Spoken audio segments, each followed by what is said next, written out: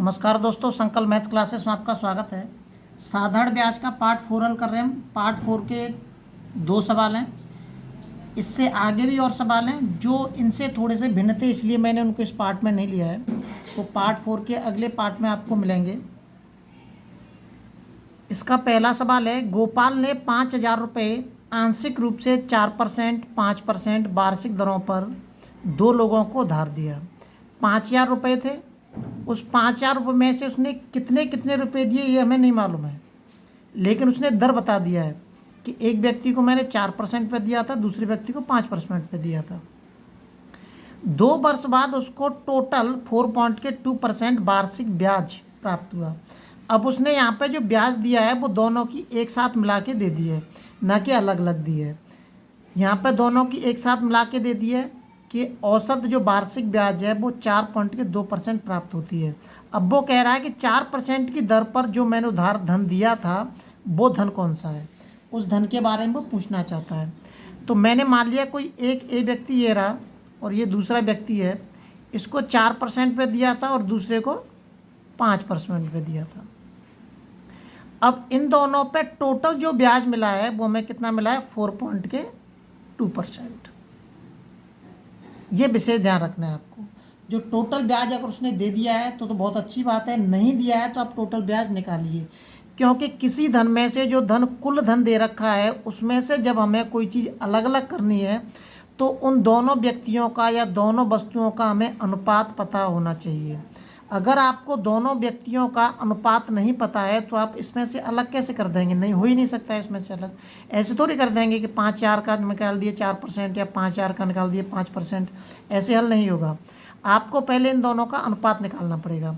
तो देखिए 5 में से मैंने 4.2 घटाया तो कितना बचेगा, 0.8 बचेगा। घटा के देख लेते हैं हम, देखिए ठीक है। यहाँ से 10 में 2 गए तो 8 बचेंगे, 0.8 बचा, 0.8 मैंने यहाँ पे लिख दिया। अब ये वाली कम है, ये वाली ज़्यादा, ज़्यादा में से कम घटाना है हमें। 4.2 में से 0.2 घटा दीजिए, ये 0.2 बचेंगे। पॉइंट से पॉइंट ख़त्म हो गया, 2 एकम 2, 2 चौक 8। तो ये जो अनुपात बन गया हमारा 4:1 अनुपात आ गया। अब आप इसमें से जिसका चाहें उसका मान निकाल सकते हैं अगर हमें अनुपात पता है तो। अब किसका पूछ रहा है वो, 4% का पूछ रहा है, 4% ये रहा, 4% का मान ये रहा, तो 4% का मान पूछ रहा है वो, तो कितना आ जाएगा 4। टोटल धन कितना है हमारा 5,000 वटे इस दोनों का योग कितना हो जाएगा 5। 5 एकन 5, एक बार 4 एकन 4, 4,000 रुपये। जो 4% वाले व्यक्ति को जो धन दिया था वो 4,000 रुपये दिया था और 5% वाले व्यक्ति को दिया था वो 1,000 रुपये दिया था। ये ध्यान रखना, जब कभी भी धन अगर इकट्ठा दे रखा है 2 व्यक्तियों का या 3 व्यक्तियों का, तो जब तक हम उनका अनुपात नहीं पता होगा हमें, हम उसमें से अलग अलग नहीं कर सकते हैं। इस चीज़ का आपको विशेष ध्यान रखना है। पहले आप अनुपात के बारे में सोचें कि हम अनुपात कैसे निकालेंगे। अगला सवाल देखते हैं, इसका दूसरा सवाल है। दूसरा सवाल दे रखा है, एक व्यक्ति ने 15,000 रुपये का कुछ भाग 15% पर और शेष भाग 10% पर दिया था। वही तरीका है हमारा कि मैंने 2 भाग मान लिए, तो एक भाग तो दिया है उसने 15% पे और दूसरा भाग दिया है उसने 10% पे। ब्याज की दर पर उधार दिया है। व्यक्ति को कुल 12% का मतलब औसत ब्याज मिल रही है उसको। कर दीजिए ऐसे, 12 में से 10 घटा दीजिए, 2 बचेगा, 2% परसेंटेज वो कट जाता है। 15 में से 2 घटाइए, 3 बच गया हमारा, तो 3 आ गया। अब किसका पूछ रहा है वो, 10% वाला पूछ रहा है, ये वाला पूछ रहा है 10% का मान कितना है, तो 10% वाला मान पूछ रहा है। 3 इंटू के टोटल मान कितना दे रखा है 15,000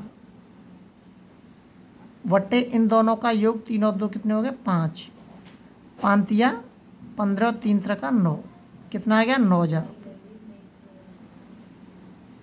9,000 रुपये आ गया।